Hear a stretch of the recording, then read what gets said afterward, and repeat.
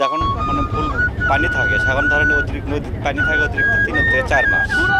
4 মাস পরে নদী আস্তে শুকতে শুকতে বর্তমানে একবারে নিচ দিকে অবস্থা।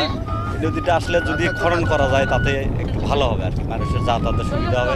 খননের জন্য অনেক সময় যে নৌকা 1 ঘন্টা লাগে, সেটা মনে হয় এই পানি শুকার জন্য 1.5 ঘন্টা 2 ঘন্টা 2.5 ঘন্টা লাগে, ঘুরে ঘুরে যেতে হয়।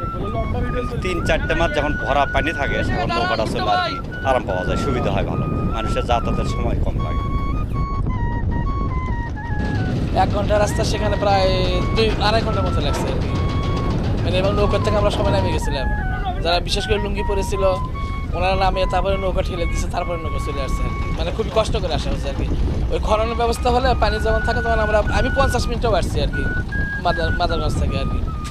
কিন্তু মানে বর্ষাকালে সুবিধা, এখন মানে ওই পানি গভীরতা নাই, এই জন্য খনন করলে মানে অনেক ভালো হয় আর কি আমাদের জন্য আর কি। আমরা বলি যে সবসময় যে নদীতে পানি থাকে, এই সবার কাছে বাংলাদেশ সরকারের অনুরোধ যে যাতে করে পানি থাকে, তাতে আমরা খুব খুশি। পানি না থাকার জন্য আমরা খুব অর্ধের মধ্যে আছি আর কি।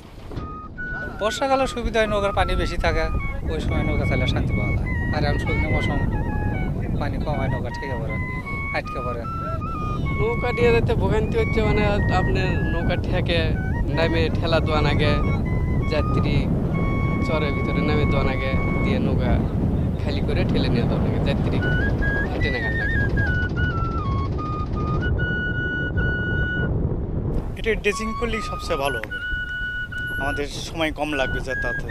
ড্রেসিং করলে নৌকাটা ভালোভাবে তাড়াতাড়ি পৌঁছবে, সময় অপচয় থেকে বাঁচবে।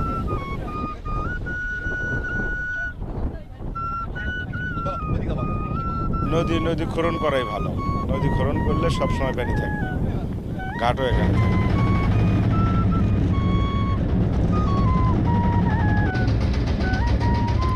সময় অবশ্যই ভালো, বেশি লাগে।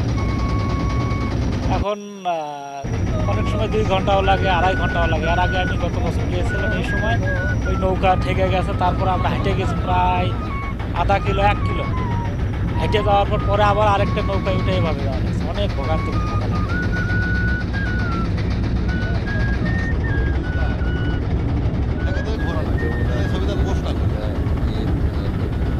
প্রশস্ততা প্রায় 10 কিলোমিটার এবং এই নদীতে জায়গায় চর লেগে উঠেছে।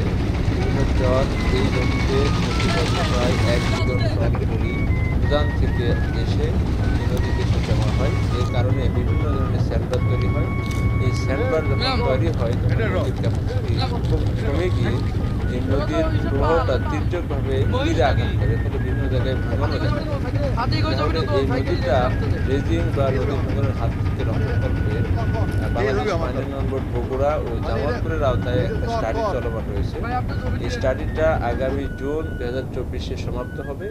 এই স্টাডির ভিত্তিতে নদীর ড্রেজিং সহ নদী তীর প্রতিরক্ষার কাজের একটা প্রকল্প প্রণয়ন করা হবে এবং সেই মোতাবেক কাজ বাস্তবায়ন করা হবে।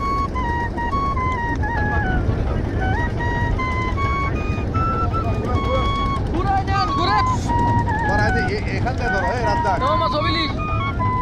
রাস্তা